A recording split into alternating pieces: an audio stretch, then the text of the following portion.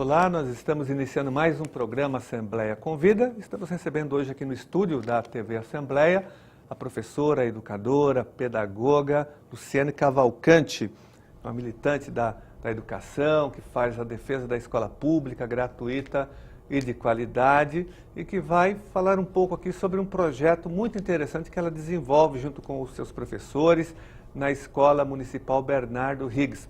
Luciane, muito obrigado pela sua participação, quero parabenizar a sua ação na rede pública de ensino, você que já trabalhou nos vários níveis de ensino, já foi professora de educação infantil, já trabalhou na rede estadual também, com o ensino fundamental, enfim, e que desenvolve hoje um trabalho extremamente protagonista na rede municipal de ensino, sobretudo na área da inclusão. Gostaria que você falasse um pouquinho sobre esse trabalho de inclusão e sobre uma conquista muito importante, talvez a primeira da rede pública de ensino aqui em São Paulo, que foi exatamente uma decisão judicial que permitiu que numa sala de alunos você conseguisse manter 20 alunos, né, por conta da educação especial, por conta da inclusão de alguns alunos. Eu gostaria que você falasse um pouquinho, primeiramente, como que você vê esse trabalho de inclusão hoje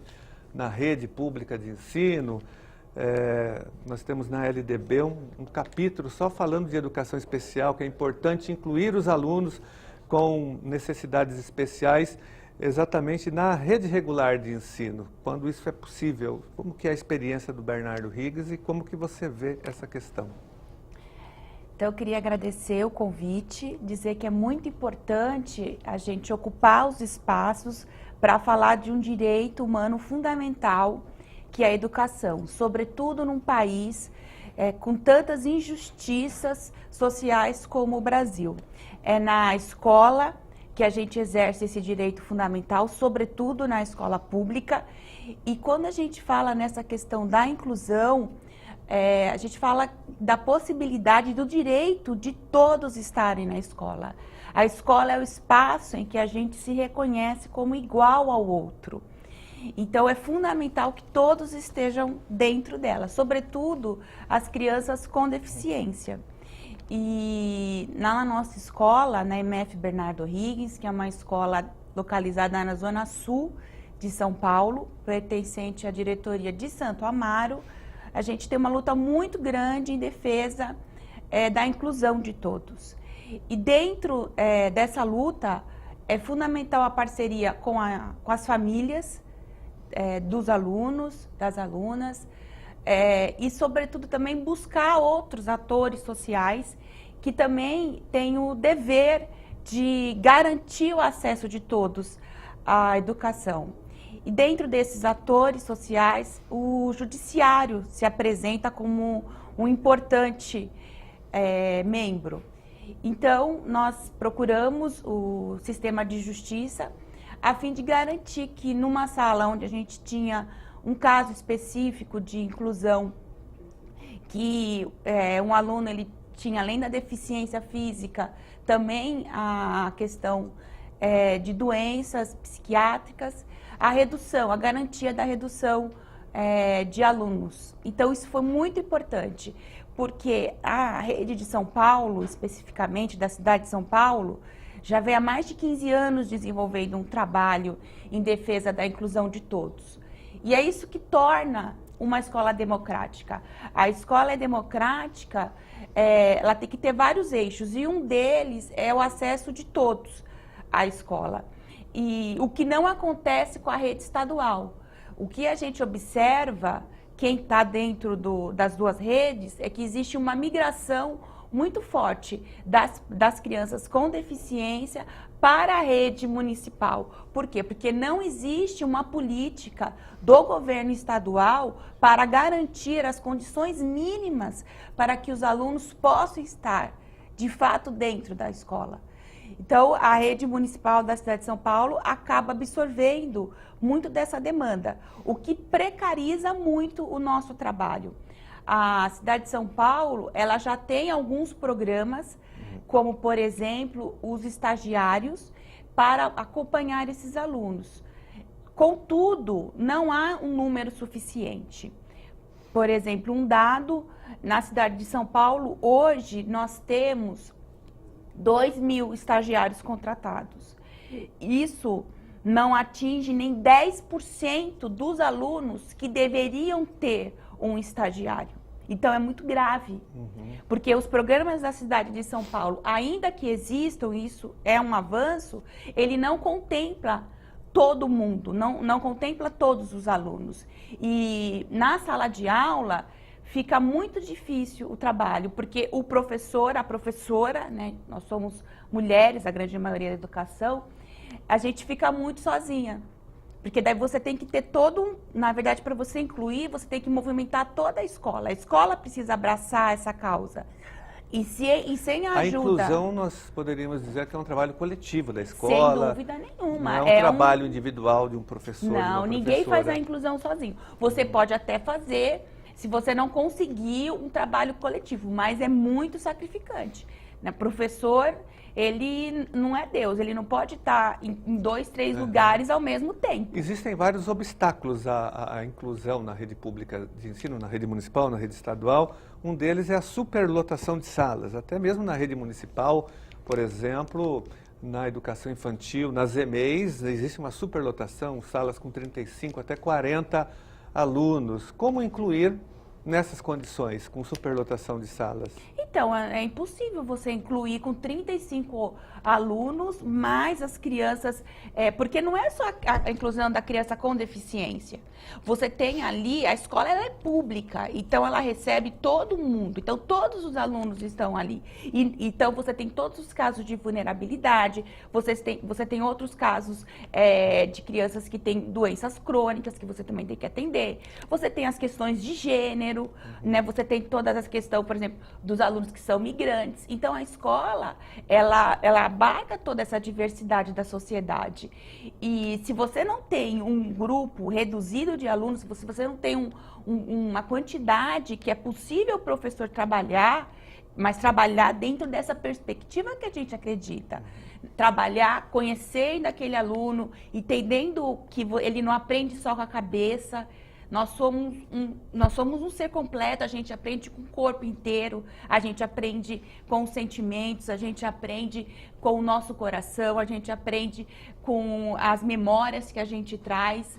Então, a gente aprende com o todo. Então, trabalhar dentro dessa perspectiva de uma educação humanista, de uma educação integral, você tem sim que ter um número adequado de alunos e que não é 35. Sobretudo se você tem uma criança que vai exigir todo um planejamento didático específico, que é o caso das crianças, por exemplo, com deficiência, mas você também tem as crianças com dificuldade de aprendizagem, que também demandam um planejamento específico. Então a gente precisa sim trabalhar muito para você ter salas com menor quantidade de alunos. E é por isso que é tão criminosa a aprovação da PEC 55, que acabou de acontecer. No Senado Federal, a PEC que congelou os investimentos, principalmente na educação. É mais um ataque contra a população, contra as pessoas que utilizam a escola pública, a saúde pública, a assistência social, a segurança pública, porque a gente precisa, na verdade, ampliar os investimentos nessas áreas. O Brasil acabou de sair as avaliações internacionais, a gente precisa avançar muito na questão da qualidade do ensino. Então, você imaginar que por 20 anos você não vai mais poder aumentar esses investimentos, é um crime contra o futuro. E é por isso que lá na nossa escola a gente vem fazendo um movimento, sim, de enfrentamento, de resistência, de debater isso com os pais, de colocar esses dados, porque isso não sai na grande mídia.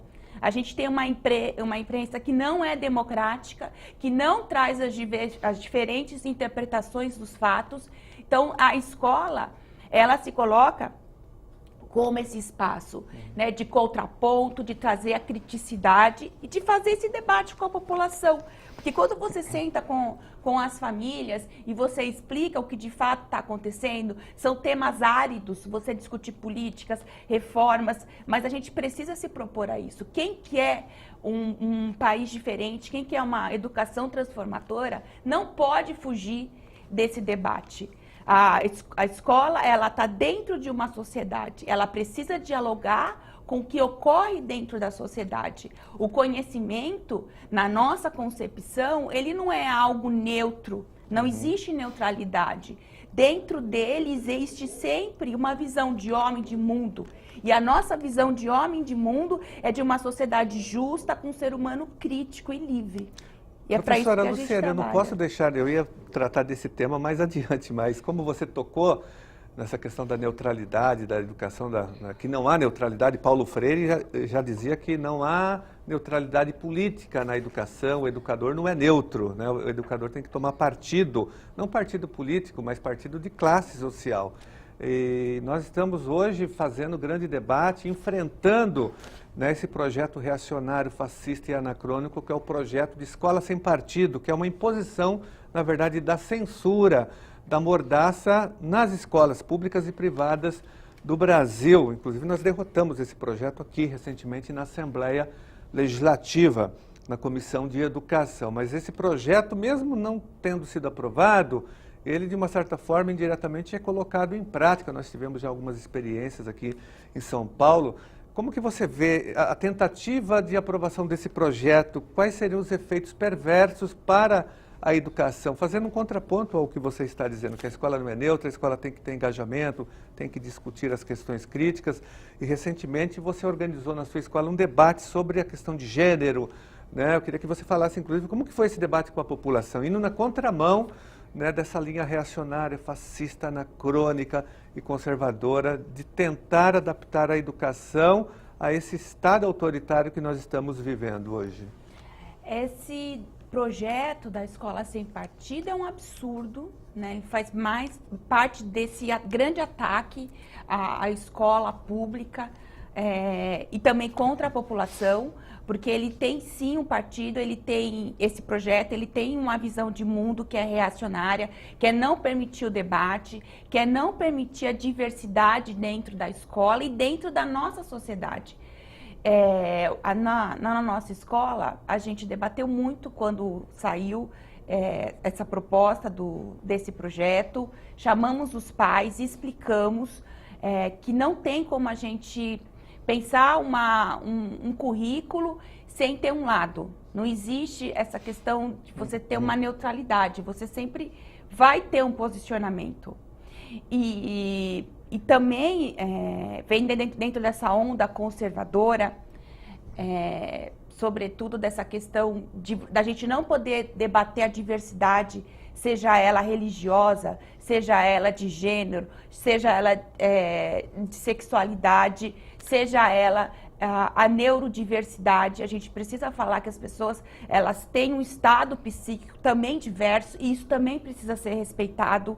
Então, dentro de toda essa diversidade, esse projeto, ele quer unificar e padronizar, porque assim é mais fácil controlar. Porque assim é mais fácil você ter uma alienação das pessoas, uma forma de você dominar e não permitir que as pessoas sejam livres. Então, dentro do nosso projeto político-pedagógico, que se chama Feliz Cidadania, na cidade de São Paulo, a gente vem debatendo muito essa questão. E dentro da cidade de São Paulo, recentemente, um vereador notificou uma escola. Esse vereador, ele chama Ricardo Nunes. Ele notificou uma escola pública da nossa rede, a MF Amorim Lima, que já estava organizando uma semana de debate sobre gênero, dizendo que ela não poderia discutir essa questão de gênero, né? Sendo que o Brasil é um país machista, onde as mulheres são mortas, são estupradas a cada 11 minutos. Então, você tem todo um ataque à questão, só por você ser mulher. O Brasil é o quarto país do mundo pior para se nascer mulher. O Brasil é um dos países que mais tem o casamento infantil no mundo, mas ninguém quer falar sobre isso. Então, é sim papel da escola discutir isso, porque a violência contra a mulher, contra o gênero, ela acontece também dentro da escola. Isso é reproduzido dentro da escola, então a escola precisa se combater isso. Então, esse vereador, embasado nessa ideologia da escola sem partido, notificou essa escola.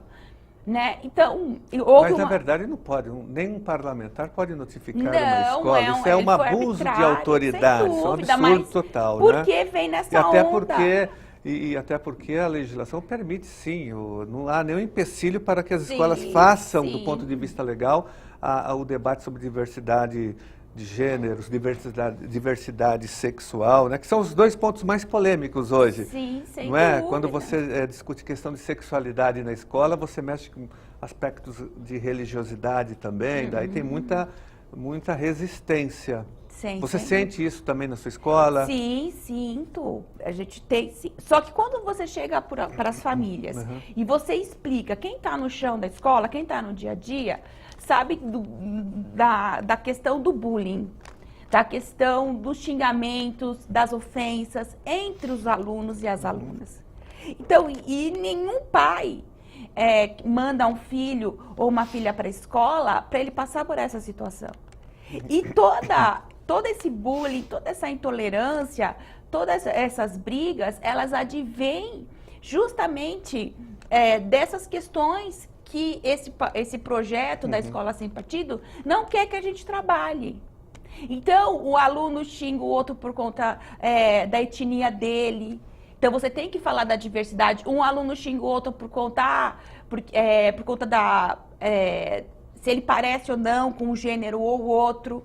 Então, quando você explica para um pai que esse projeto ele vai silenciar essas questões dentro da escola, o pai fica a favor da escola, porque não tem como você pensar em fazer uma educação onde as pessoas tenham fraternidade sem tocar nessas questões. Né? Não é possível. E, na verdade, esse projeto, que é um movimento pequeno no Brasil, mas que ganhou muita proporção, principalmente quando houve o debate do Plano Nacional de Educação. Esse movimento ele tentou influenciar e, de uma certa forma, influenciou a aprovação do Plano Nacional de Educação e dos planos municipais e estaduais, conseguindo, em muitos lugares, que esse tema não entrasse no Plano Nacional, nem aqui em São Paulo, por exemplo. A Câmara Municipal de São Paulo aprovou um plano sem colocar que a escola tem que fazer esse debate de gênero e de diversidade sexual. Aqui na Assembleia Legislativa também, né, esse setor conservador conseguiu retirar não que nem entrou, que o projeto veio do governo, mas nada disso impede que a escola faça o debate. Né? Sem dúvida. E até porque é obrigação, como você bem disse, é obrigação da escola combater a homofobia, o machismo, combater o racismo, qualquer tipo de preconceito, né, tem que ser combatido pela escola. É obrigação da escola fazer isso. Né? Não tem como fugir disso, não tem como Até fugir como disso. você disse, as mulheres são estupradas, os homossexuais são mortos, os negros são discriminados, o Brasil é um país extremamente racista, os deficientes físicos são discriminados, os nordestinos em São Paulo. Então a escola tem, logicamente, que dar a sua contribuição para combater. E aí, o que nós fizemos? Quando nós tivemos notícia dessa tentativa de censura a essa escola, várias escolas se organizaram para fazer também uma semana de gênero. E uma delas foi a nossa.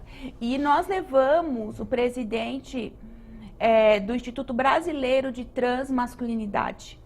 E ele fez uma palestra para a nossa comunidade, para os alunos, para os pais, desmistificando essa questão da transexualidade. E foi um debate ótimo, maravilhoso. Então, é papel, sim, da escola se colocar como um espaço da divergência, do dissenso, da criticidade e, sobretudo, do respeito às diferenças, porque nós temos as diferenças e para uma escola conseguir fazer o seu papel, que é socializar o conhecimento historicamente acumulado, ela precisa incluir a todos e incluir na sua integralidade, tirando da invisibilidade toda essa população que historicamente vem sendo silenciada,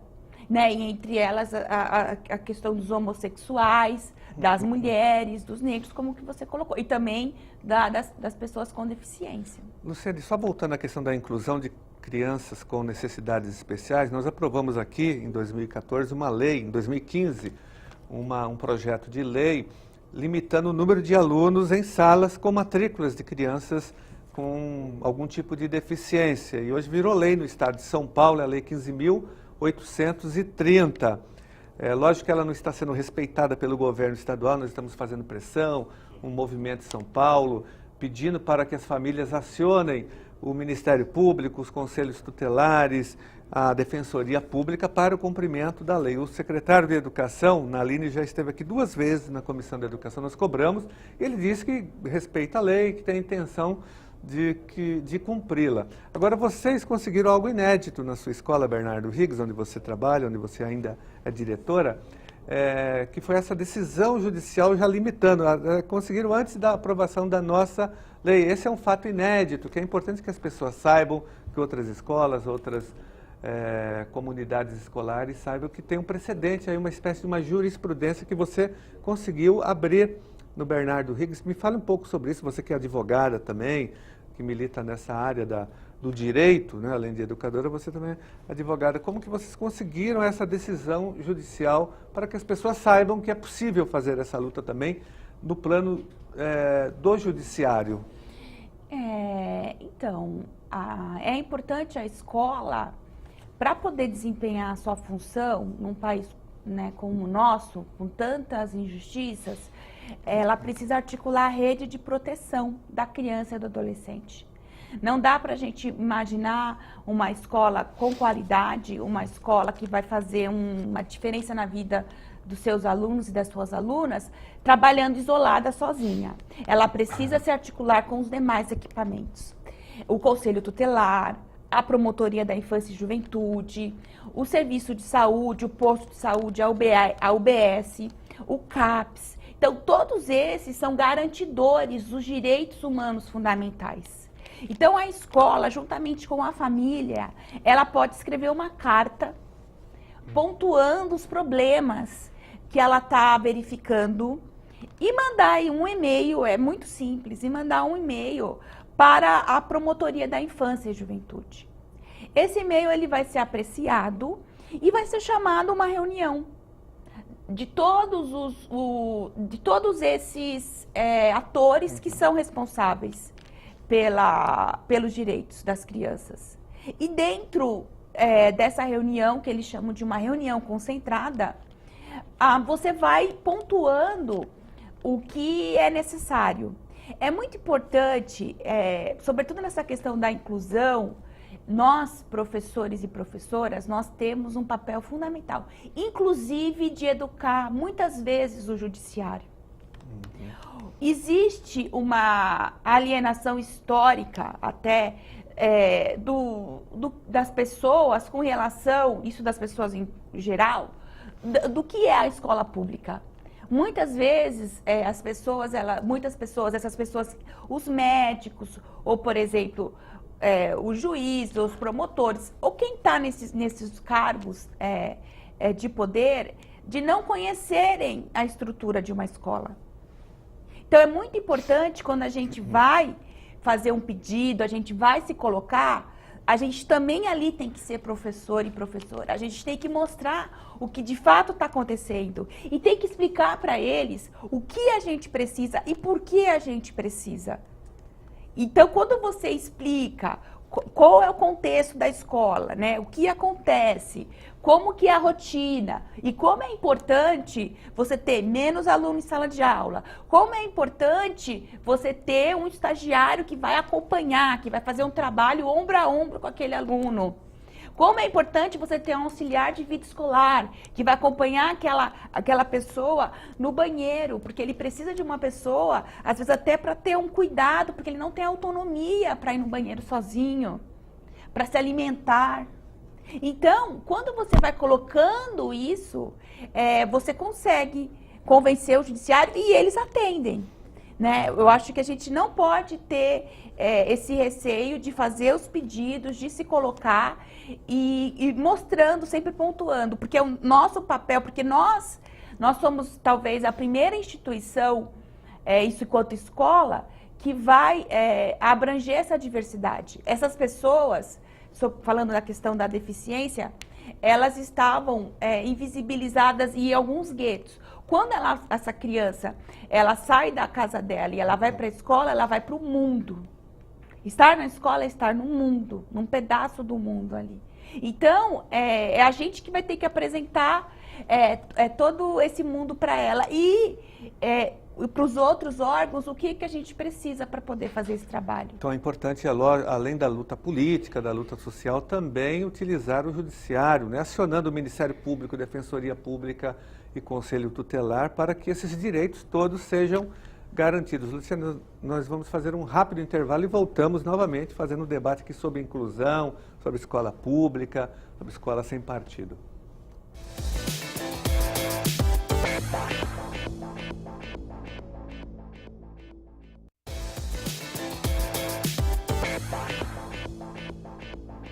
Estamos de volta com o programa Assembleia Convida, entrevistando a educadora, pedagoga, advogada Luciane Cavalcante. Luciane, nós estávamos falando de inclusão, mas como que é o trabalho, sei que você desenvolve um trabalho muito importante de integração escola, comunidade, com as famílias, qual a importância, né, dessa integração, da presença da escola na comunidade, essa relação toda, isso tem ajudado a sua escola? Tem ajudado muito. Trabalhar dentro da perspectiva que a gente acredita, de uma escola que vai transformar o mundo, que vai transformar a vida daquelas pessoas, e as nossas vidas também são transformadas nesse processo, a gente precisa ter um currículo que dialogue com o que acontece na realidade. Eu me lembro que quando eu era aluna, sempre estudei em escola pública, quando eu estava na 4ª série, o muro de Berlim caiu. E eu li, né, via no jornal, tal, tudo aquilo acontecendo, e a professora não falou absolutamente nada na escola sobre aquilo. E aquilo me marcou muito, que eu não entendia, né? Era um fato tão importante, estavam todos os jornais, e aquilo não era discutido dentro da escola. Então, quando depois eu fui me formar como professora, como educadora, e também entendendo depois como que isso acontece, eu percebi que é fundamental. O conhecimento está contextualizado, porque ele é sempre contextualizado. A geometria, ela foi inventada, e isso lá pelos egípcios, quando eles começaram a ver a questão do Nilo, para poder ver as plantações, as enchentes, quando ele enchia, quando ele não enchia. Então, o conhecimento, ele vem dentro de um contexto. E a gente aliena, a gente tira ele e torna como se ele não tivesse uma relação com a sociedade ou com os acontecimentos da vida. Então, é muito importante que a escola ela dialogue com aquilo que acontece na vida do aluno. E os nossos alunos, quem são esses alunos? Então, a escola precisa se perguntar quem é esse aluno que está ali. E é importante conhecer esse aluno, porque como a gente acredita que aprendemos com o corpo inteiro, não só com uma cabeça, então a gente precisa conhecer a realidade social de quem a gente está dialogando. Então, nesse sentido, desde 2013, quando eu cheguei nessa escola que eu sou diretora, nós passamos a visitar a comunidade. Por muitas e muitas vezes, nós fomos nas casas dos nossos alunos, os professores, as professoras, a equipe de apoio. Fomos visitar para poder entender como que era a dinâmica daquela família, como era a dinâmica daquele nosso aluno. E assim ter um diálogo com eles muito mais efetivo e eficaz. E passar a entender qual é o conhecimento, qual é a forma de trabalho que faz sentido para aquela comunidade. Nós atendemos diferentes comunidades. Muitas comunidades estão em situações de extrema vulnerabilidade, muito esgoto, muitas ocupações, e dentro desses anos todos que eu estou lá, nós enfrentamos muitos incêndios. Por muitas vezes, nossos alunos os incêndios perderam, nas comunidades, né? Sim, na Alba, na comunidade do Piolho, na Rocinha. Por muitas vezes... Que tem muitas moradias de madeira. Sim, né? ainda precarizadas, madeira, na sim. beira do córrego. Sim, sem saneamento básico, sem nada. Então, muitas vezes, nossos alunos perdiam tudo. Então, por várias vezes, só esse ano a gente teve que fazer 2 movimentos na escola, e isso envolve a escola como um todo, de arrecadação, de ir até lá, de prestar solidariedade, de fazer encaminhamentos, de levar comida. Porque quando você perde tudo, você não tem comida, você não tem como comer. Então, muitas vezes, a gente fez toda essa arrecadação, fizemos o alimento. Isso você envolvia toda a escola, né? Sim, Era um todo trabalho... mundo participava. Na verdade, isso é incorporado no projeto pedagógico da escola. Sim. E vira uma aula de cidadania, de solidariedade, de participação. Porque você vai entendendo alguns conteúdos, como, por exemplo, como se dá a questão da ocupação, como é a questão, o que é a geografia, como que a gente compreende isso. Então, os alunos... E para o professor é importante também, porque ele começa a entender o aluno real, não o aluno ideal. Porque muitas vezes o professor projeta um aluno, né, que não existe. Um aluno, ele acha que o aluno tem um lugar para estudar em casa, que ele tem um quarto, que ele tem uma cama, que na casa dele tem cozinha. Daí quando ele chega numa comunidade, ele vê lá que o aluno mora num barraco, caindo no córrego, que todo mundo dorme no mesmo quarto, que só tem um cômodo na casa. Aí para ele é importante, porque daí ele começa a entender... Como que ele vai tomar banho se ele não tem água? Né? Então, é importante, sim, para o professor, para todo mundo, a gente saber como que as pessoas vivem. Porque, às vezes, a gente tem uma fala assim, não, mas eu tenho que preparar o meu aluno, porque no futuro ele precisa ter condições de enfrentar a vida. Não, ele já está enfrentando a vida. Ele já está vivendo, ele é uma pessoa e ele já está vivendo. E ele já está passando por diferentes condições. Condições de vida muito difíceis. Então, de que maneira o que é trabalhado na escola vai empoderar esse meu aluno, essa minha aluna, para fazer os enfrentamentos que são necessários, dentro da realidade dele, dentro daquela família real que ele tem, dentro daquela casa que ele tem ou não tem mais, né? E como que tudo isso reverbera dentro da escola. Então, é fundamental a escola se abrir para a comunidade. E o Bernardo, assim como toda EMEF, a gente passa por muitas questões de violência. Então, é importante a gente entender essa questão da agressão, da agressividade e tentar buscar caminhos para solucionar. Existem caminhos que são de políticas públicas, que a gente nunca pode esquecer, que a gente precisa ter condição de trabalho, a gente precisa lutar para isso. O nível de adoecimento na rede é brutal. O número de professores, de professoras que adoecem, porque realmente é um desgaste emocional muito grande você fazer todo esse trabalho. Agora, existem questões que também são da ordem da escola. Então, existem arranjos que você pode fazer, estando lá dentro, para humanizar as relações, para você vivificar aquele espaço. E uma delas, que a gente discutiu dentro do nosso projeto político-pedagógico, é abrir a escola para a comunidade. Em diferentes momentos, então nós temos os saraus, nós temos oficinas com os pais vão muito à escola. Em diferentes momentos eles são chamados. Todas as reuniões de pais são reuniões formativas, onde a gente se propõe a dialogar, não apenas o pai senta, pega o boletim e tal e vai embora. Não é essa a nossa proposta. Então, a gente vai criando uma cultura de identificação com essa comunidade. Então, é muito importante, até porque o filho e a filha das pessoas, né, dos pais dos nossos alunos, eles estão com a gente 200 dias por ano. Nenhuma instituição faz isso, são 200 dias.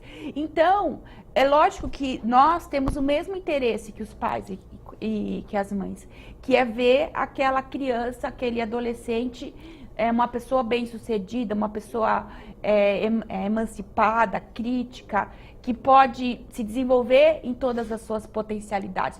Nós estamos do mesmo lado. Mas existe uma série de estruturas que querem colocar a família contra a escola e a escola contra a família, quando na verdade a gente precisa se unir, porque nós estamos ali com eles no cotidiano, tanto a família como a escola. Então somos nós os maiores interessados, então a gente precisa se unir, a família precisa sim ser parceira da escola nessa luta, porque a gente está contra a corrente. Hoje, do jeito que a escola tradicional, os sistemas de ensino são pensados, seja a rede estadual, seja a rede municipal, a educação no Brasil, ela é pensada para não dar certo. Isso precisa ser dito. A escola, ela é pensada para não dar certo. Você concorda com aquela frase do Darcy Ribeiro, que ele diz que a educação no Brasil, ela não está em crise, na verdade. Ela, é um projeto. A crise da educação é um projeto das Sem classes dúvida dominantes, nenhuma. do poder econômico, para manter a população nessa situação. Tanto é um projeto de alienação, de que as pessoas não podem ter uma visão crítica da sociedade, que você vê uma série de diferentes tipos de projeto atacando a escola pública. Esse último ano, a gente presenciou uma série, foram vários Você e falou a vários PEC projetos. 55, que praticamente tira recursos da educação pública, né? Além da PEC, tem a reforma da Previdência. Tem a DRU. A DRU, que já foi aprovada anteriormente, que retira volta dinheiro. agora. É. Que volta agora. E é interessante... Eu falei a reforma da Previdência porque ela acaba com a aposentadoria especial do magistério. Na verdade, já histórica. Acabou. Né? Com a última reforma do Lula. Do Lula, ele emenda acabou. 41, a emenda 41, já tinha... Eu que comecei a trabalhar com 19 anos na prefeitura, eu perdi aquilo que eles chamavam de você ter 25 anos para poder se aposentar. Porque você tem que ter a idade mínima de 50. E agora piorou a situação. Piorou porque vai para 65. Então, é lógico, para a pessoa que começa a trabalhar com 30 anos, que é de uma classe de pessoas que têm mais dinheiro, que não é a minha, que não é a da maioria das professoras das escolas, dos trabalhadores das escolas, nós começamos a trabalhar muito cedo dentro das escolas. Então, como é que você vai trabalhar até os 65 anos, sendo que a expectativa de vida do Brasil, do brasileiro, é de 74 anos? Essa é a média, mas em muitas regiões é muito menos que isso. Sim. Com 65 anos a pessoa já morreu. Já morreu. Então é um absurdo, é um ataque, é mais uma forma de ataque aos trabalhadores, inclusive da educação. Então, e é interessante a gente ver que existe todo esse movimento contra a escola após uma vitória histórica dos estudantes. A gente viveu aqui na cidade de São Paulo, os estudantes derrotando o projeto do Alckmin para acabar, né, fechamento de várias escolas. E através desse movimento de ocupação, de criticidade, de leitura de mundo, de resistência, é importante falar que os professores da rede estadual fizeram uma greve histórica de mais de 90 dias e o governo irredutível, né, um governo que não dialoga, autoritário por conta disso, é um governo autoritário, não dialoga, e a rede saiu muito desgastada desse movimento. Aí você vê os estudantes ocupando, enfrentando a polícia, porque o Alckmin mandou bater nos estudantes, assim como ele manda bater nos professores. Foram mais de 200 escolas ocupadas, né? Você está falando daquele projeto de reorganização da rede, que na prática era o fechamento de 94 Sim. escolas e 3.000 salas que seriam fechadas, e graças às ocupações dos alunos, o projeto foi derrotado pelos alunos. O Alckmin teve que demitir o secretário da Educação, Herman. Você vê esse movimento como algo novo, como uma primavera árabe também. Sim, dos estudantes. E vejo como um resultado do esforço da escola pública. Porque esses meninos, essas meninas estão dentro da escola pública. E apesar de tudo contra tudo, você vê uma formação que é crítica, que é emancipadora. Então, é uma vitória, né, da nossa sociedade. Então, além um dessa ocupação que você citou, nós tivemos também uma ocupação aqui na Assembleia Legislativa, onde os alunos, durante 4 dias, fizeram ocupação democrática, que pacífica, exigindo que a Assembleia Legislativa investigasse a máfia da merenda escolar. E foi um movimento vitorioso nesse sentido, porque graças a ele que foi criada essa CPI. Os alunos das ETECs também fizeram ocupação no início do ano, reivindicando o almoço. Eles estudam em tempo integral e não tem nem refeitório, eles conseguiram também. Então você acha que isso é um produto da luta das escolas, da escola pública, mas agora o presidente Temer apresentou um projeto de reforma do ensino médio, onde ele retira disciplinas importantes como filosofia, sociologia, artes, educação física. Como que você vê essa eu diria que é uma contra-reforma, na verdade. Sem dúvida, é uma contra-reforma, é mais um retrocesso histórico. E ele ainda fez isso por medida provisória. Que é uma medida autoritária, né? Sim. Os militares faziam isso através dos atos institucionais. O Temer faz por medida... Para não permitir o debate, para não permitir o diálogo. E ele retira disciplinas que são fundamentais quando você pensa numa concepção de educação integral, que considera o ser humano como um todo. É só na arte que nós, pessoas, podemos nos desenvolver, que podemos ir mais além. É a arte que vai te dar diferentes visões de mundo e até de autoconhecimento. Então, você retirar isso é você empobrecer o currículo de uma forma a manter cada vez mais uma escola para os ricos e uma escola para os pobres. Além de ter retirado todas essas disciplinas, ele autoriza que na escola pública uma pessoa sem formação possa dar aula.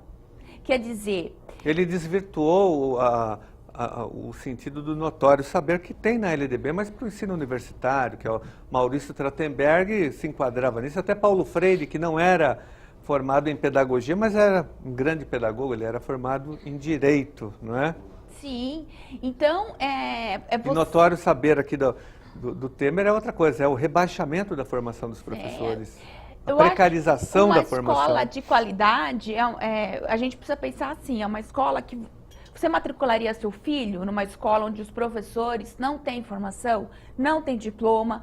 Você matricularia um filho seu adolescente para uma escola onde ele não vai ter educação física, onde ele não vai ter nenhuma aula de artes, sendo que toda a sociedade tem um consenso de que é fundamental para as crianças e adolescentes terem acesso a esse tipo de conhecimento.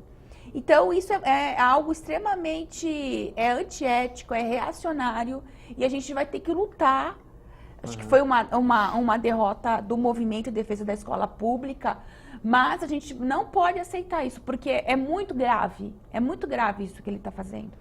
Luciane, nós falamos aqui do Darcy Ribeiro e Paulo Freire um pouco, mas eu sei que você é muito influenciada pela obra do Paulo Freire, você que é pedagoga, formada pela USP, cursou mestrado na Unicamp, também na Faculdade de Educação, você que teve aula com o Moacir Gadotti, com Lisete Arelaro, com o Vitor Paro, enfim, né, com todos esses formadores críticos da educação, e você trabalhou também uma época no Instituto Paulo Freire. Eu queria saber o que o Paulo Freire representa para você como referência teórica da educação, a importância de Paulo Freire, que está sendo muito atacado hoje por conta da escola sem partido, né? Paulo Freire, que foi exilado no golpe militar de 64, e me parece que continua exilado. Sua obra continua exilada do Brasil, não do mundo. Ele tem reconhecimento internacional, mas no Brasil ainda é pouco lido, inclusive na área da educação. Qual é a importância de Paulo Freire na sua prática, no seu entendimento da educação? Paulo Freire, ele é uma grande referência, a maior referência que eu tenho na educação. Eu acho que eu me entendi como educadora, como professora, além do Pedagogia do Oprimido. Quando você lê, ele já começa falando que ele dedica a obra aos esfarrapados do mundo e ao que com eles sofre, mas sobretudo aos que com eles lutam. Então, lendo o Paulo Freire, que ele vai fazer toda uma desmistificação do que é uma educação bancária, uma educação para a dominação e contraponto a uma educação para a liberdade, para a criticidade, para a denúncia e para o anúncio de um novo mundo, para a reflexão, para a transformação. Então, Paulo Freire, ele é fundamental e é por isso que ele é tão atacado, porque ele é perigoso ler Paulo Freire. Porque você passa a entender como a sociedade funciona e qual é o papel da escola dentro dessa sociedade. Se você vai querer uma escola que vai reproduzir essas injustiças ou se você quer uma escola que vai resistir, que vai fazer resistência, que vai denunciar, que vai anunciar que existe uma outra forma de ser e estar no mundo. Então, Paulo Freire, nesse sentido, é fundamental na minha formação. Eu aprendi muito com ele, mas uma premissa que é fundamental para mim da obra dele é que a escola é feita de gente. A escola é feita de gente, é preciso humanizar as relações, é preciso entender quem é essa pessoa, o professor, a professora é gente, o diretor é gente, o aluno é gente.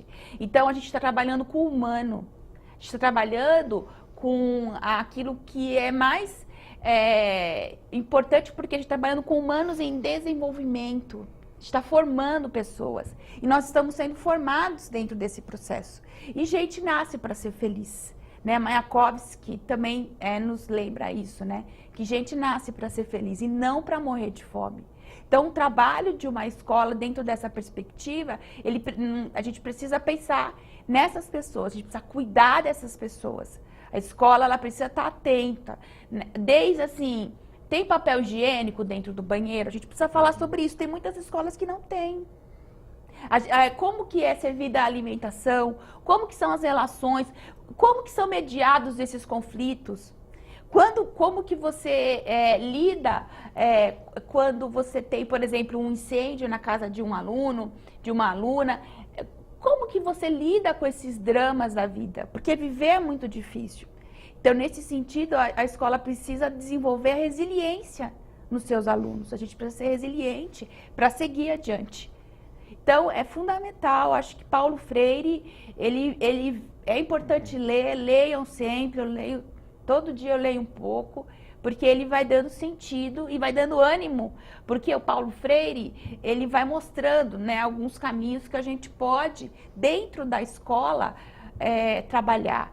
Eu acho que é muito importante falar isso, porque o seu trabalho, deputado, é de uma pessoa que não se alienou do que acontece na escola pública, no dia a dia da escola. E muitas pessoas se afastam da escola ou mesmo dentro da própria escola, acaba esquecendo o que ocorre dentro da sala de aula. Então, a gente sempre precisa pensar que a educação, ela tem um espaço, né, na escola, são com pessoas que são diversas, que são múltiplas, e é que a gente precisa cuidar desse contexto. Então, eu acho que Paulo Freire é fundamental. Tá. E leiam a obra de Paulo Freire, toda ela, sobretudo Pedagogia do Oprimido, que foi o primeiro livro dele, e talvez o último, que foi o Pedagogia da Autonomia, dois grandes livros. Mas leiam todos, não é só esses dois. Só mais uma pergunta, antes de estamos já terminando o nosso programa, Luciane, sobre o privatismo da educação. Hoje nós temos a educação virou mercadoria no Brasil, e cada vez mais isso é intensificado pelos grandes grupos econômicos comprando as universidades, as faculdades, Croton, Laureate, mas isso vem muito também no sentido de privatização da escola pública. Nós estamos assistindo aqui em São Paulo, por exemplo, a uma espécie de privatização da rede municipal na área da educação infantil, das creches. Você é especialista, você tem uma trajetória na área da educação infantil, foi diretora de SEI, de EMEI, conhece profundamente e já trabalhou muito em EMEI como professora. E hoje, na cidade de São Paulo, nós tivemos um aumento monstruoso das terceirizações, das SEIs, das creches. Como que você vê isso?